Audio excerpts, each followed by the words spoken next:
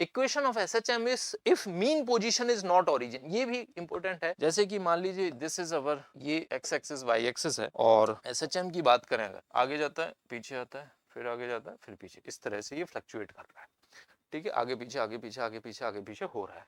यहां पे mean position हमने ओरिजिन बना के रखी है, this is the mean position. इसके रिस्पेक्ट में सारी इक्वेशंस लिखी हैं।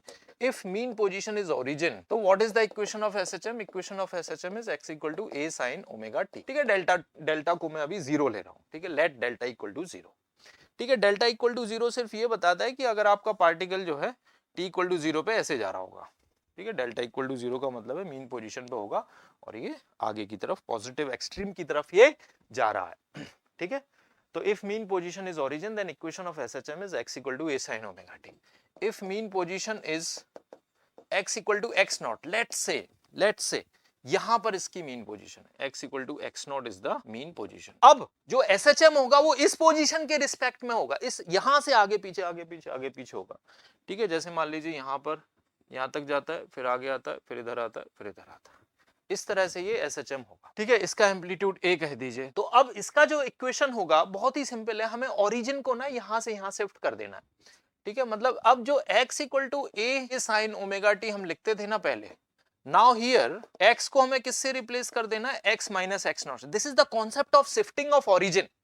Concept of shifting of origin you must have studied in class 11th mathematics, कि अगर ओरिजिन को आपको x naught comma y naught पे शिफ्ट करना है तो हर इक्वेशन में परिवर्तन कैसे होता है? x को आपको रिप्लेस करना है x माइनस एक्स नॉट से और y को रिप्लेस करना है y माइनस वाई नॉट से। जैसे आपके पास इक्वेशन है x y equal to constant, और अब आपको एसएचएम, अब आपको इसकी इक्वेशन लिखना है with respect to new position of origin, that is at x naught comma y naught. तो अब x को x माइनस एक्स नॉट लिखते हो, y को y माइनस वाई नॉट लिखते हो, this is equal to constant. अब ये नई इक्वेशन बन जाती है हाइपरबोला की, राइट, रेक्टेंगुलर हाइपरबोला की।